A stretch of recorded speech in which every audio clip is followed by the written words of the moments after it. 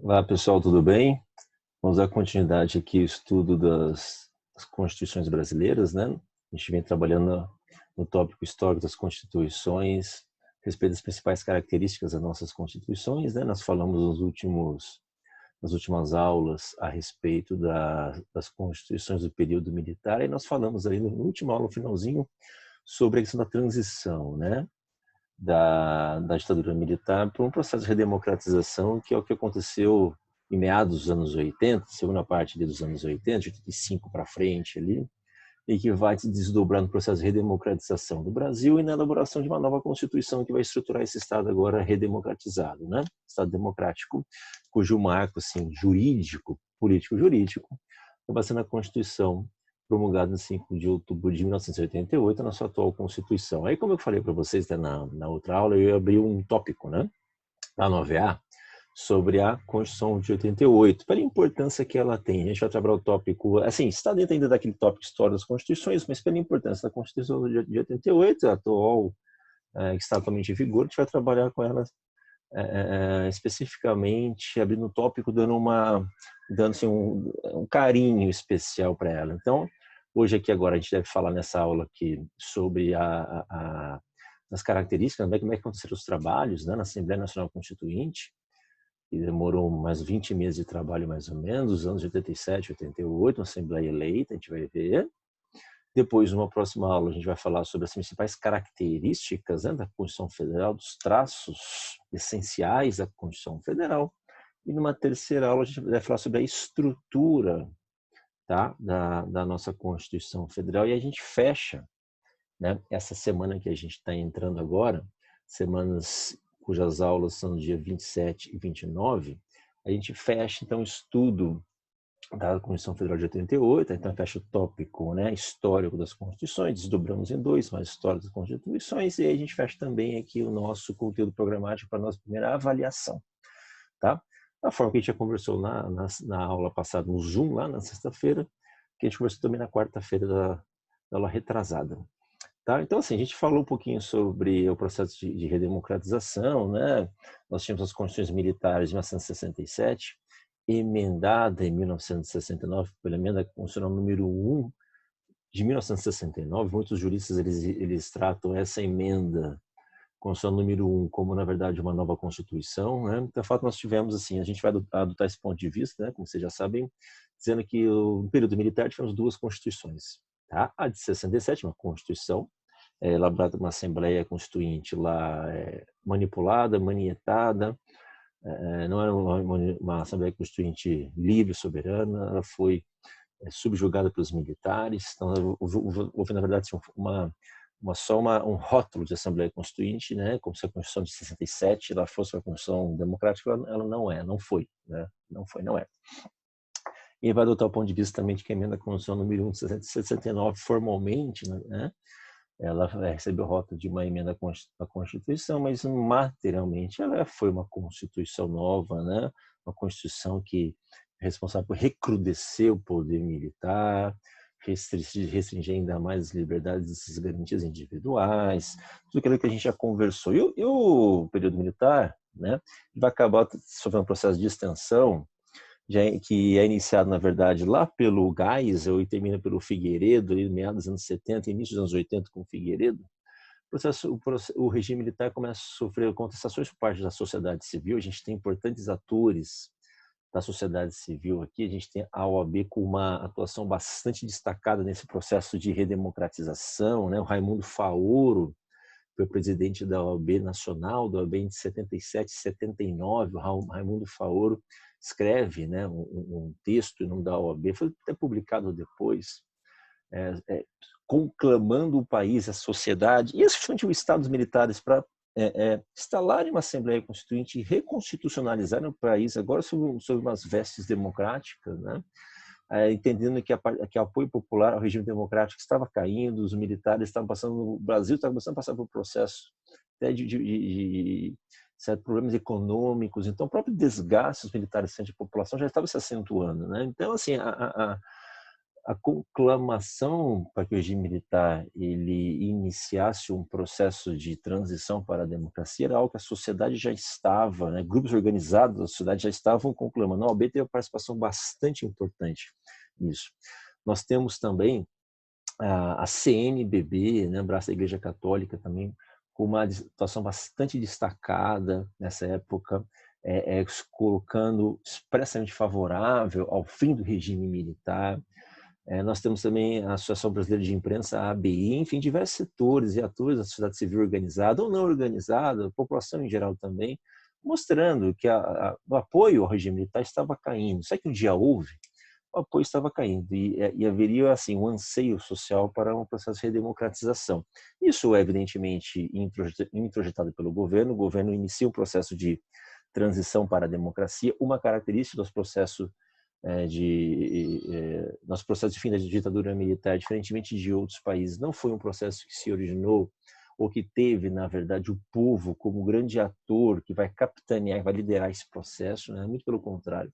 Embora as pessoas, a sociedade estivesse querendo e pedindo para isso, o fato que os próprios militares vão acabar, na verdade, liderando esse processo e controlando esse processo de reabertura democrática no país, né? Como eu falei, isso começa no final dos anos 70 e início dos anos 80. Em 1982, por exemplo, há eleições para os estados, né, para governadores dos estados, há eleições para o Senado também, tá? E especialmente essas eleições de 82, a maior parte da oposição, a oposição vence, melhor dizendo, a oposição vence nos principais estados da federação, tá? Então a oposição MDB consegue eleger vários governadores para os principais estados, estão mostrando que de fato a população estava pedindo mesmo, né, demonstrando de forma clara que queria mudanças. Há, então, portanto, pessoal, até uma resposta do regime para isso, para esses novos tempos democráticos, a reabertura do sistema político para que novos partidos políticos pudessem ser instituídos, e é o que acontece, né? Então, a Arena e o MDB deixam de ser os únicos dois partidos políticos e outros partidos políticos são criados. É aprovada a lei da anistia. Na verdade, ela vai permitir que pessoas que estavam condenadas, presas por supostos crimes contra a segurança nacional, tenham suas penas extintas, pessoas que foram exiladas pudessem retornar ao país sem nenhum tipo de receio de ser penalizado, e também, como a gente sabe, né, por debates e discussões polêmicas que recentemente tivemos no país sobre a lei da anistia, próprios militares também, eles se viram ali imunes a qualquer tipo de responsabilização pelas graves e constantes violações de direitos humanos que foram uma sistemática de Estado, uma política de Estado tomada ao longo do regime militar, esses 20 anos de regime militar. Então, os militares, embora atores de atrocidades, vão se ver livres de qualquer tipo de punição por conta da lei da anistia. Mas tudo isso, a lei da anistia, faz parte de um pacote de negociação entre forças políticas ali responsáveis pelo processo de redemocratização, né? Ainda dentro desse processo, né, a gente vai passar pela última eleição indireta para o presidente da República, tanto há um acordo ali, então, entre militares e setores da oposição para eleger, ainda pelo colégio eleitoral, não é eleição direta, mas para eleger em 85 o Tancredo Neves como presidente da República, sendo seu vice o José Sarney, tá? Então, o Tancredo Neves, membro, tá, político do MDB, da oposição, um moderado, tá, recebeu o beneplácito também dos generais, dos militares, para que ele fosse escolhido pelo colégio eleitoral como o primeiro presidente civil, né, esse processo de transição, embora eleito indiretamente, um presidente civil, tendo como vice o José Sarney. José Sarney, sim, ele sim, é apoiado pelo regime militar, até porque ele fez parte da base de sustentação da Arena, do partido do regime militar. Tá? A eleição ela é feita e toma posse em 15 de janeiro, na verdade, ela é realizada em 15 de janeiro de 85, ele ia tomar posse em julho de 85. Vocês sabem que o Tancredo Neves ele sofre de um problema de saúde, ele vem a falecer nem antes mesmo de tomar posse. Há uma pequena discussão na época sobre o Sarney deveria ascender ao poder ou não, né, se ser feita uma nova eleição. O fato é que o Sarney assume o poder como vice-eleito, né, indiretamente eleito, tá? E aí o Sarney ele dá continuidade a uma promessa que o próprio Tancredo Neves, Ulisses Guimarães e das forças progressistas da sociedade, né, as forças que lutavam pela redemocratização, já prometiam lá atrás, que é instalar uma Assembleia Nacional Constituinte. Então o Sarney, que ascende ao poder por conta da morte do Tancredo, embora ele tivesse esse apoio das Forças Armadas, fosse alguém, um político da base de sustentação das Forças Armadas, o fato é que ele leva adiante a ideia de redemocratizar o país por meio da promulgação de uma nova Constituição por intermédio de uma Assembleia Nacional Constituinte. A emenda constitucional número 26, tá, de 1985, ela convoca a Assembleia Nacional Constituinte, que será eleita por votação majoritária pela população, numa eleições que ocorrem em 1986, no ano seguinte. Tá? Então, em 85, é convocada a Assembleia Nacional Constituinte por meio da emenda constitucional número 16. Tá? Em 87, previstas eleições para a Assembleia Nacional Constituinte. Em 1987, 88, né, 87 especificamente, 1º de fevereiro de 87, inicia o trabalho da Assembleia Constituinte, tá? Então, sessões de 3 anos, 85, 16 e 87. Tá? Qual que é a ideia aqui em torno da instalação da Assembleia Nacional Constituinte? Veja, 1º de fevereiro de 1987 é instalada a Assembleia Nacional Constituinte democraticamente eleita pelo voto popular. Tá. O presidente da Assembleia Constituinte era José Carlos Barbosa Moreira, na época presidente do Supremo Tribunal Federal. Ele iria presidir, tá, o início dos trabalhos da Assembleia Constituinte. A própria Assembleia iria definir depois quem seria o presidente, etc. Foi o que ela fez. Ulisses Guimarães foi eleito presidente da Assembleia, tocou os trabalhos na Assembleia. Tá? Mas primeiro assim, pessoal, primeira informação, assim que a Assembleia ela é instituída, primeira informação que a gente tem que ter, surgem duas discussões importantes aqui na Assembleia. Primeira discussão, tá? Essa discussão tem a ver até com o tema do poder constituinte que a gente já trabalhou. Primeira coisa, a emenda constitucional número 16 de 85, tá? Que prevê a instalação da Assembleia Constituinte, ela vai dizer o seguinte, olha, será estabelecida, instalada uma Assembleia Nacional Constituinte, porém ela não será exclusiva. O que quer dizer isso? Ela não será uma Assembleia Constituinte composta apenas por pessoas, representantes escolhidos pelo povo para fazer uma Constituição. Não.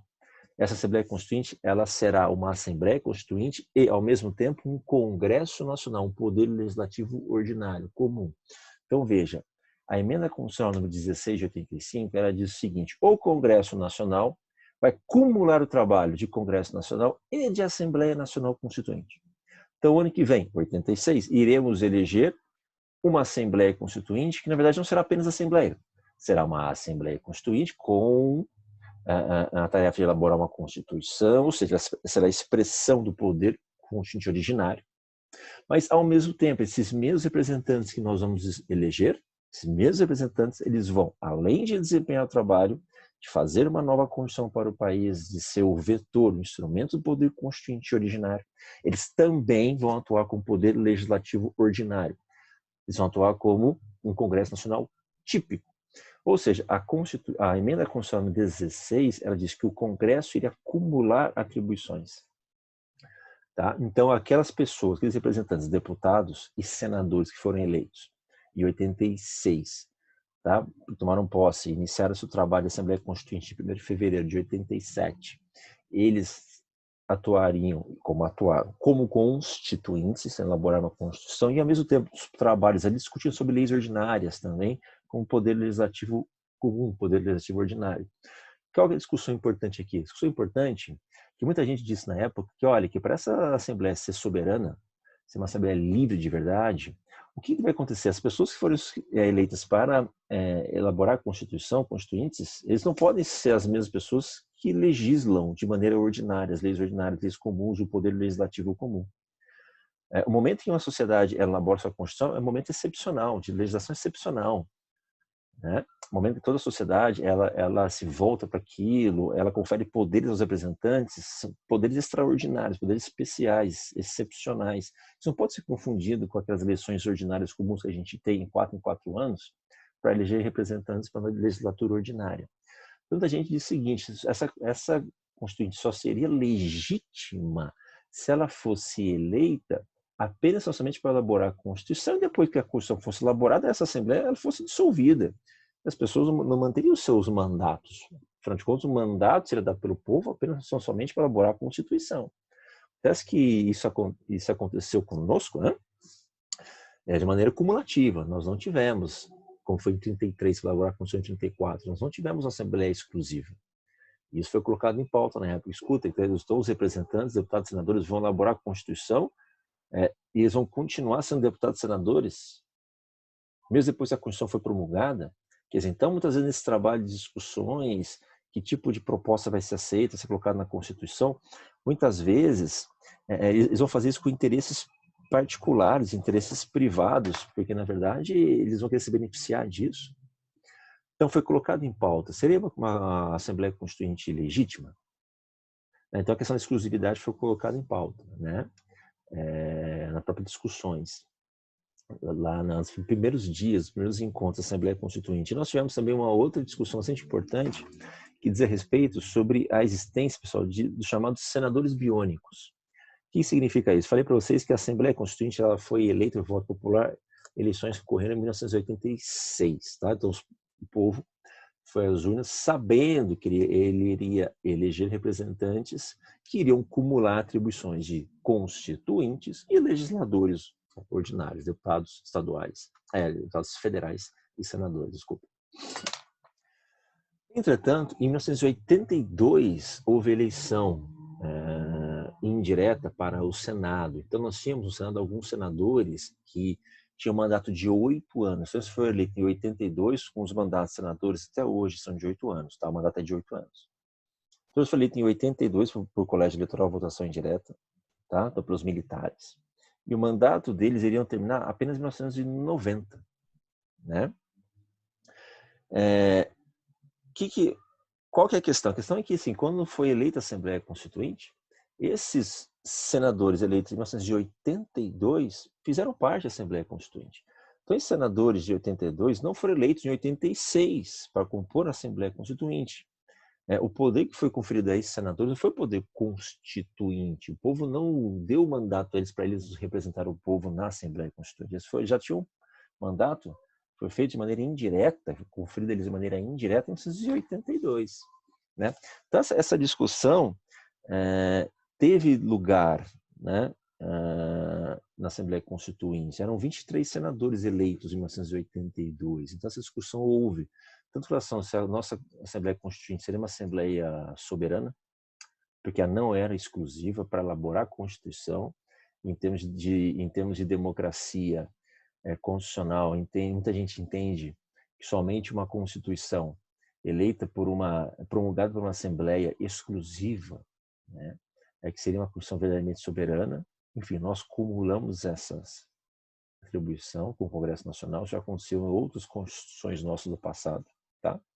E a existência desses senadores chamados senadores biônicos, que é eleitos em 1982 pelo regime militar, tá? Ou seja, estavam ali não porque o povo tinha dado a eles o poder, o mandato de serem constituintes, de elaborar uma constituição, não.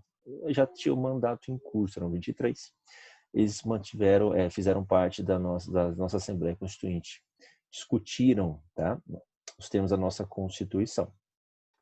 E aí, qual que é outra informação que é interessante a gente ver?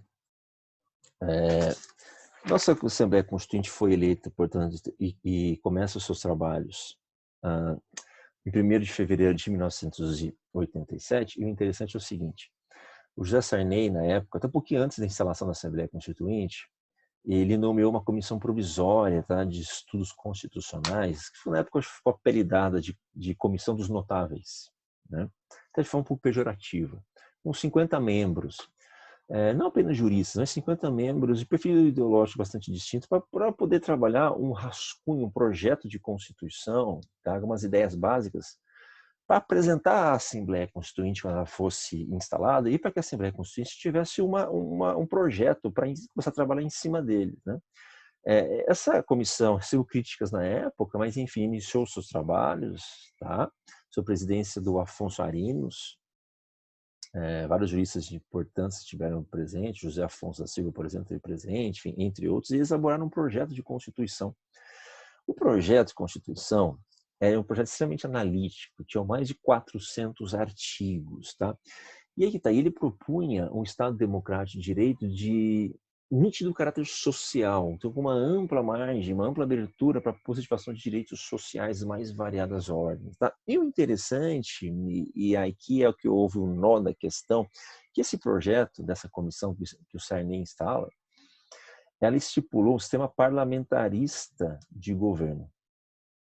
Então essa comissão, a Comissão dos Notáveis, tá? Ela propunha para a Assembleia Constituinte instalar no Brasil um sistema parlamentarista, que tinha sido derrotado quase que 20 anos antes por um plebiscito, né, lá em 63. Quem faz o Sarney diante disso? Muita gente diz que esse foi um grande motivo para que esse projeto fosse arquivado, porque ele acabou sendo arquivado, e não foi encaminhado para a Assembleia Constituinte. Muito por conta, a gente diz que foi por conta de ter previsto o sistema parlamentarista, de ter desagradado o presidente, e as pessoas do seu entorno, os militares também, que são contra, né? Até hoje são contrários. E aí teria promovido o seu arquivamento por causa disso, por causa da previsão do parlamentarismo. Mas, enfim, o fato é que é importante que, 1º de fevereiro de 87, a Assembleia inicia os seus trabalhos, pessoal, sem nenhum tipo de rascunho, sem nenhum projeto prévio, sem nada para se debruçar a respeito. Eu falei para vocês que a nossa atual Constituição, muita gente diz que ela tem muitos dos aspectos da nossa Constituição de 46, até pelo momento histórico que ambas foram criadas. A nossa, depois do processo de redemocratização de 20 anos de militarismo, e a Constituição de 46 depois de 8 anos de ditadura do Estado Novo de Getúlio Vargas, e o próprio Getúlio Vargas no poder desde 1930, né? 15 anos de poder de Getúlio Vargas. Mas a Constituição de 46, ela começou a trabalhar na época, uma Assembleia Constituinte também eleita, ela começou a trabalhar com o rascunho da Constituição de 34 anterior. A nossa atual, não. Então, os constituintes começaram o seu trabalho, eles não tinham absolutamente nada em cima do que trabalhar. Tá? Mas qual que é a importância de falar isso? A importância de falar isso é que assim, isso ajuda a gente a entender por que a nossa Assembleia Constituinte demorou 20 meses para terminar o seu trabalho. Tá? Entre outras coisas, evidente. Mas demorou 20 meses para terminar o seu trabalho. Porque, veja, ela é instalada no 1º de fevereiro de 87, só termina em setembro de 88, e a promulgação da Constituição é de 5 de outubro de 88. Quer dizer, isso ajuda a gente a entender um pouco o tamanho das discussões, das celeumas, das brigas políticas, dos acordos que tiveram que ser feitos na Assembleia Constituinte. Né? E ajuda a gente a entender porque a Constituição atual tem a cara que ela tem, a estrutura que ela tem. Né? Então, veja, a nossa Assembleia Constituinte ela foi composta, tá, por 559 membros, então bastante gente, eram 487 deputados federais, 72 senadores. Tá? E ela começa seu trabalho sem nenhum tipo de documento prévio. Muita gente vai dizer, autores que tiveram presente, Nelson Jobim, por exemplo, que esteve presente na época, ele escreve textos depois, dizendo que, assim, os primeiros 2 meses de trabalho foram consumidos por discussões a respeito de como é que a gente estabeleceu a nossa forma de deliberação. Então, qual foi a escolha da Assembleia? A Assembleia Constituinte começou do zero. Ela acaba tomando como parâmetro, e isso é algo importante para a gente ter em mente, ela acaba tomando como parâmetro de análise as constituições de Portugal, de 76, e da Espanha, de 78. 2 constituições que foram elaboradas pós-ditaduras desses 2 países. Né? A nossa Assembleia, portanto, ela tem início, o presidente eleito, como falei para vocês, foi Ulisses Guimarães, ele pertencia ao PMDB. Tá? Em termos de disposição de partidos políticos, o PMDB foi o partido político que mais tinha representantes na época, o PMDB e o PFL. Tá? PMDB, mais de 300 representantes, PFL, mais de 132 representantes, enfim. Tá? Essas forças políticas acabaram tendo assim, uma atuação destacada lá. Até pelo PMDB ter uma bancada maior de deputados e senadores, esse PMDB acabou assumindo a presidência. Ulisses Guimarães era do PMDB. E qual foi assim, a primeira providência dos nossos constituintes? Né? Eles optaram por dividir os representantes, 559 representantes que nós tivemos lá dentro, divididos em 8 comissões temáticas. Então, inicialmente, foi decidido o seguinte: olha, vamos elaborar a Constituição, iniciar nossos trabalhos aqui, vamos nos dividir em 8 comissões. Cada comissão com um tema. Então, veja, nós fomos divididos em 8 comissões dos trabalhos, tá? Cada comissão era subdividida por outras subcomissões, tá? Total eram 24 subcomissões total. Então, tinham 8 comissões, com 24 subcomissões, e dessas subcomissões eram feitas as discussões dos temas, dos assuntos que deveriam entrar na Constituição, e cada uma dessas subcomissão encaminhar para a sua própria comissão temática o texto. Essa comissão temática aprovava o texto e depois era encaminhado para a comissão de sistematização. Então, nós tínhamos 3 níveis de discussão. Tínhamos a comissão de sistematização, tá? Que recebia o texto das comissões temáticas, dessas 8 comissões temáticas. Vou falar rapidinho quais eram os temas de cada uma dessas 8 comissões, que, por sua vez, eram subdivididas em outras 24 subcomissões no total. Tá? Então, as subcomissões, eram 3 subcomissões por cada comissão temática. Né? Então, essas subcomissões discutiam os temas, levavam à deliberação das comissões temáticas, né, compostas de deputados e senadores. E uma vez aprovada nessas 8 comissões temáticas, era levado ao plenário maior, chamado de comissão de sistematização. E a comissão de sistematização seria encarregada de pegar esses fragmentos dessas 8 comissões temáticas, cada uma dessas comissões, evidentemente, discutindo sobre temas afetos à sua comissão, claro, levava a comissão de sistematização para que lá que ele fosse sistematizado, como o próprio nome diz, num texto claro, num texto conciso, num texto coerente. Então, essas ideias eram coletadas nas comissões e levadas para a comissão de sistematização para ela, o próprio nome diz, sistematizar um documento único, e depois ser levado ao plenário da Assembleia para que todos os deputados, todos os constituintes, né, aprovassem o texto. Então, veja, nós dividimos os nossos trabalhos em 8 comissões temáticas. As comissões temáticas receberam os seguintes nomes, os seguintes temas, tá, que deveriam ser discutidos em cada uma. A primeira comissão temática chamava Soberania, né, Comissão da Soberania e dos Direitos e Garantias do Homem e da Mulher. A segunda, Comissão de Organização do Estado. A terceira, Comissão da Organização dos Poderes e Sistema de Governo. A outra, Comissão da Organização Eleitoral, Partidária e Garantia das Instituições. Tínhamos a comissão sobre o sistema tributário, orçamento e finanças. Tinha uma outra comissão sobre a ordem econômica, uma outra sobre a ordem social. E, por fim, a oitava era a comissão, cujo título é até maior, a Comissão da Família, Educação, Cultura e Esporte, Ciência, Tecnologia e Comunicação. Então, 8 comissões temáticas, cada uma responsável por deliberar e discutir certos temas afetos à sua própria comissão. Essas comissões recebiam essas propostas, elas levavam, portanto, à comissão de sistematização.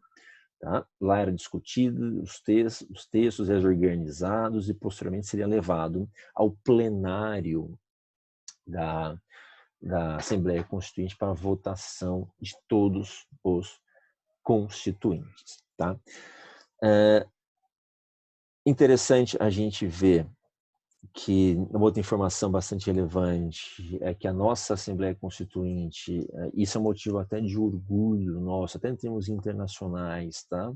Isso foi bastante destacado na época, até por pessoas de fora que estão acompanhando o nosso processo constituinte, que a nossa Assembleia Constituinte, ela franqueou uma ampla possibilidade de participação popular, tá? Foram elaborados, sabe que isso era previsto no regimento interno da Assembleia Constituinte, que é nessas comissões temáticas, que era discutido cada um desses temas que eu mencionei para vocês aqui há pouco, eram obrigados a ter audiências públicas, tá? Então, receber setores da sociedade para discutir sobre esses temas de forma cada vez mais ampla possível, mais transparente, mais direta, né? Então, por exemplo, se eles iam discutir o tema sobre reforma agrária, era obrigatório receber representantes de grupos favoráveis à reforma agrária, representantes de grupos contrários, né? Então, isso foi uma tônica do nosso processo constituinte, tá? Só para vocês terem uma ideia, eu tenho alguns números aqui, as comissões elas receberam ao total mais de quase 15 mil propostas. Tá? Nós tivemos aprovados 112 emendas populares, né, vindas, portanto, da sociedade civil, subscritas pelas pessoas do povo. Tá? Sendo que, ao todo, essas 122 emendas fizeram parte de discussões na Assembleia Constituinte. Essas emendas representaram mais de 12 milhões de assinaturas. Então, veja, houve uma ampla participação popular ao longo do processo constituinte. Tá? Isso é bem interessante, porque existem números que dizem, né, autores que relatam isso, até pegando na época, manchetes de jornais da época, sendo que estima-se, claro, fora os próprios congressistas, fora pessoas que trabalhavam, né, no Congresso na época, na Assembleia na época, claro, consultando tudo isso, estima-se que pela Assembleia Constituinte passavam por dia mais de 10 mil pessoas, entre índios, ONGs, ambientalistas, gente, representantes de sindicatos, empresários, ruralistas, grupos de defesa da mulher, enfim, todo tipo de representantes de vários setores ideológicos, econômicos, políticos da nossa sociedade tiveram vez na Assembleia Constituinte. Isso é importante porque isso vai nos ajudar a compreender algumas das estruturas, alguns princípios da nossa Constituição que a gente vai falar daqui a pouco. Tá? O regimento, pessoal, interno da Assembleia Constituinte, né, que disciplinava os trabalhos da Assembleia Constituinte, ele previa que a Constituição deveria ser aprovada ao final de 2 turnos de votação. Tá? Então, desses turnos deveria haver aprovação por maioria absoluta dos membros, tá? Mas deveria ser aprovado por 2 turnos da votação. O que é interessante aqui a gente ver, isso daqui vai acabar tendo uma importância fundamental. Inicialmente, nos primeiros meses e dias de trabalho, algumas figuras acabaram se destacando ao longo da Assembleia Constituinte. Como eu mencionei, o PMDB foi o partido político que teve maior representantes eleitos na época, né? Então, ele acabou controlando a maior parte das comissões. Tá? E algumas figuras do PMDB ganharam bastante destaque na época, especialmente algumas figuras que depois foram colocadas como se fossem figuras assim, colocadas do centro-esquerda do espectro político.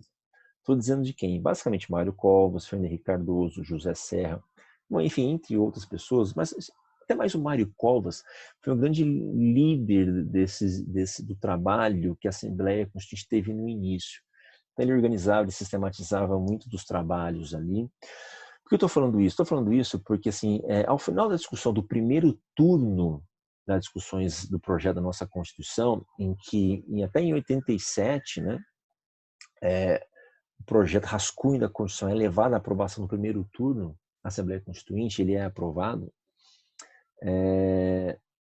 A nossa Constituição ela vai ser assim vista por alguns membros da sociedade como uma Constituição excessivamente esquerdista, progressista demais, especialmente no que diz respeito, pessoal, a 2 temas fundamentais, que vai até fazer com que o próprio presidente da época, José Sarney, entre em rota de colisão com a nossa Assembleia Constituinte. Primeiro, a existência cada vez maior de um amplo rol de direitos sociais previsto na Constituição, isso era uma tônica dos trabalhos constituintes. Tá? E a questão, pessoal, principal envolvendo o regime de governo, sistema de governo no país. Tá? Há discussões a respeito da mudança do sistema presidencialista para o sistema parlamentarista, voltou a discussões de forma bastante forte na Assembleia Constituinte. E ao fim do primeiro turno de discussões, que demorou quase que todo o ano de 1987, e vai até ganhar corpo ainda no ano de 88, que a rascunho da Constituição é levada à votação no plenário, previa algumas características importantes. Além desse amplo rol de direitos sociais, tá? Previa a possibilidade de reforma agrária, de propriedades privadas, previa um amplo rol de trabalhistas, previa o sistema de governo parlamentarista, a redução do mandato do presidente de 6 para 4 anos. Então, tudo isso irritou o Sarney e irritou toda uma frente ampla de setores conservadores da sociedade, que eles acabaram, na virada do primeiro para o segundo turno de votações da Constituição, acabaram eles assim, unindo-se e criando forças e criando um bloco político que chegou a ser denominado na época de Centrão. Então, o Centrão, e o nome diz, o nome Centrão deu a ideia de que, bom, nós não somos nem de direita nem de esquerda, nós somos de centro, enfim. A ideia, na verdade, é um bloco conservador, liderado especialmente pelo Sarney, militares da época também, empresários, grandes grupos de mídia, eles fizeram esse concerto para que fizesse, na verdade, serviço como uma espécie de um contrapeso às tendências de esquerda, ou progressistas, ou de esquerda, que supostamente a nossa Assembleia Constituinte estava encaminhando o texto da Constituição. Tá? Isso é importante por quê? Porque esse bloco chamado de Centrão, eles vão se organizar de maneira bastante assim, eficaz na nossa Assembleia Constituinte, eles vão compor, pessoal, a maioria dos membros da Assembleia Constituinte. Então, eles vão acabar tendo força, principalmente ao longo do segundo turno de discussões, de votações do texto da Constituição, eles vão ter bastante força, bastante influência no arcabouço final, no resultado final da nossa Constituição. Tá? Então, o Centrão ele vai acabar tendo uma importância fundamental. Qual é basicamente a importância do Centrão? Primeira coisa, pessoal, o sistema parlamentarista será enterrado. Mas muitos também autores dizem que o Sarney só entra na briga porque a Assembleia Constituinte estava prevendo o fim do presidencialismo e a diminuição e instalação do parlamentarismo, né? E a instituição do mandato de apenas 4 anos por mandato dele. Então ele iria perder forças, né? Ele iria perder prestígio para o estabelecimento do presidencialismo, do parlamentarismo. Então esse teria sido fundamentalmente o motivo pelo qual ele ia interferir na Assembleia Constituinte e acabou liderando a formação desse grupo conservador chamado Centrão. Lembra-se que antes de estabelecer a Assembleia Constituinte, ele forma a Comissão dos Notáveis para elaborar um rascunho, um projeto de Constituição, enfim, acaba sendo engavetado, que lá também foi previsto o parlamentarismo. Então, lá já mostrou resistência. E depois de instalar a Assembleia Constituinte, ao fim do primeiro turno de discussões e votações, vendo que essa é uma ideia que está ganhando cada vez mais corpo, ele acaba interferindo. Tá? Então, o Centrão ele acaba sendo um ator importante, porque ele vai, além de estabelecer esse contraponto, né, ele vai acabar levando a mudanças no texto da Constituição e a necessidade de novas discussões, de acordos, que vão acontecer nas comissões ao longo do segundo turno de votação do texto da Constituição. Tá? O texto da Constituição, pessoal, ele é aprovado por 474 votos contra 15, tá? Então, 474 votos a favor, 15 votos contrários, tá? E a Constituição é promulgada em 5 de outubro de 1988. Desses 15 contrários, a bancada do PT, Partido dos Trabalhadores, vota contra, com exceção de um membro do PT, mas o PT vota contra, que diz que a Constituição, ao fim das contas, foi conservadora, elitista e conservadora. O Lula fala isso textualmente. Basicamente porque qual é o descontentamento da esquerda do PT? Não houve a previsão, pessoal, de uma ampla reforma agrária na Constituição. Então, isso foi um grande foco de discussão da esquerda. Tá? Então, o PT acaba votando contra, embora o PT ele tenha subscrito, tá? Todos os membros do PT eles subscreveram o texto da Constituição, apenas votaram contra o plenário, ela foi aprovada e eles depois subscreveram o texto da Constituição. Tá?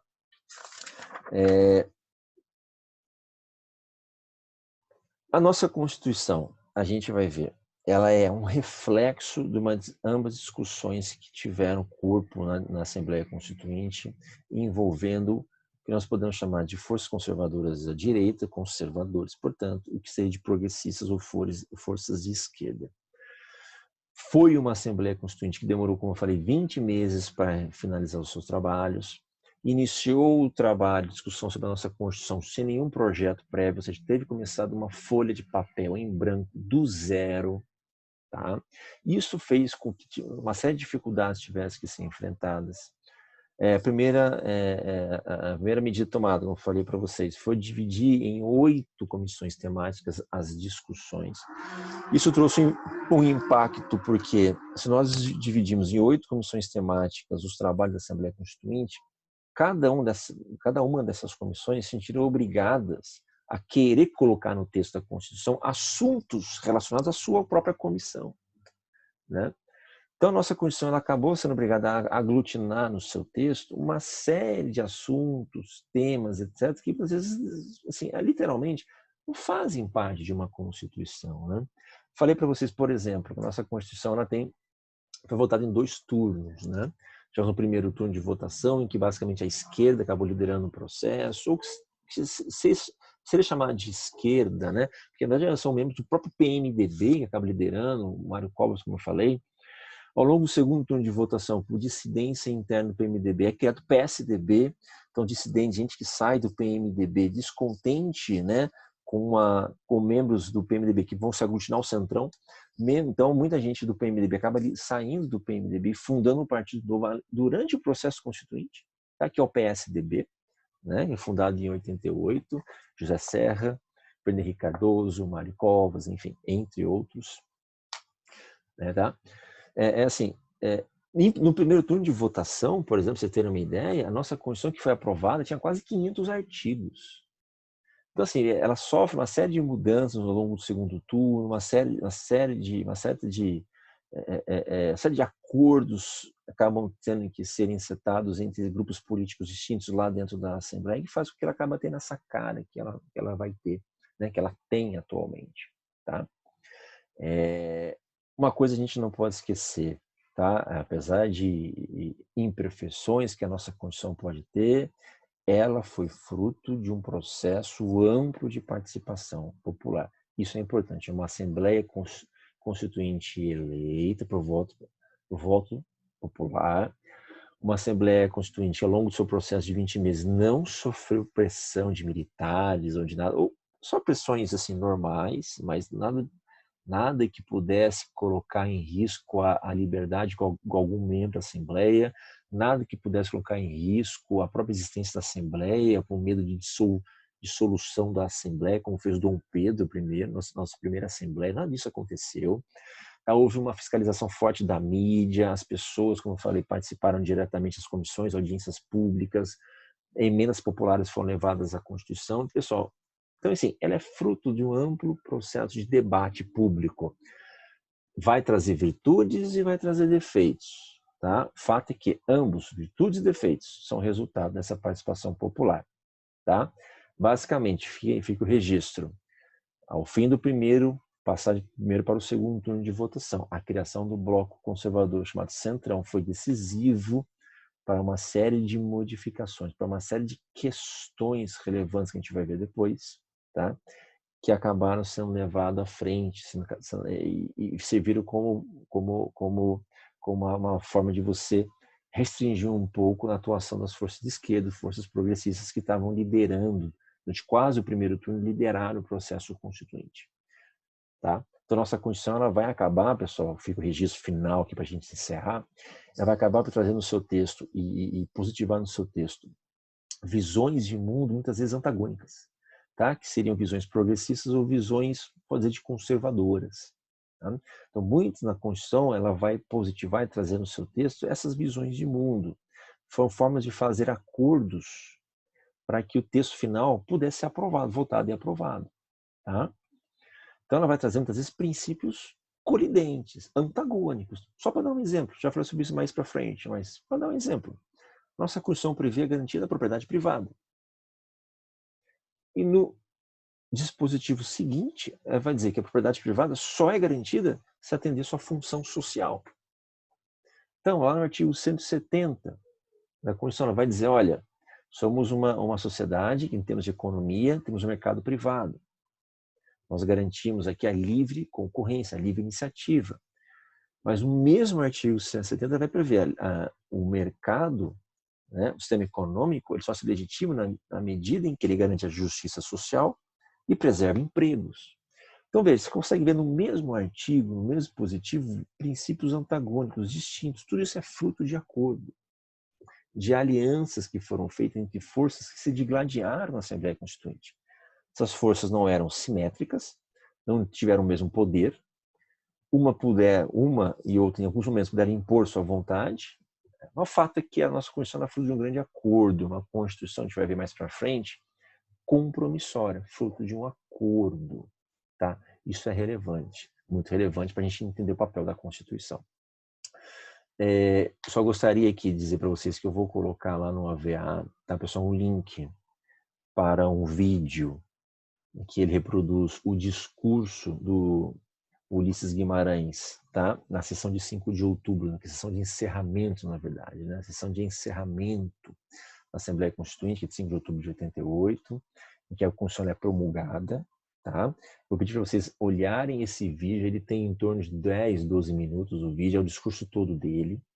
Prestem atenção nos princípios que ele diz ali, do que ele fala, no que a Constituição quer, o que a Constituição tem como objetivo atingir, que tipo de Brasil a Constituição pretende atingir, que tipo de postura, de condutas que ela quer enterrar, ela quer deixar para trás, ela quer acabar.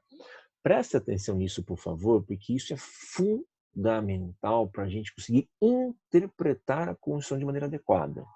Compreendendo o objetivo da Constituição, compreendendo o que ela quer construir, que tipo de futuro ela quer trazer, a gente consegue entender o espírito dela, e aí, diante de certas questões, tá, institucionais graves que colocam em risco a Constituição, a gente consegue entender mais ou menos qual o caminho que a gente tem que seguir, que foi o espírito vigente da nossa Assembleia Constituinte, foi o que motivou tanto a instauração da Assembleia Constituinte, quanto os debates que ocorreram na Assembleia Constituinte, tá, quanto o resultado final do seu texto, que tipo de valores quiseram cristalizar. Tá? Pessoal, assim, a aula, a discussão sobre a Assembleia Constituinte, ela é meio complexa, porque envolve muitas questões pequenas, sobre turno de votação, discussões, etc. Claro, sempre fica a sugestão de leitura, tá? E assim, vou colocar lá também no texto, lá no AVA para vocês, um texto que a gente vai trabalhar um resumo, tá? Vou mandar informações depois por e-mail.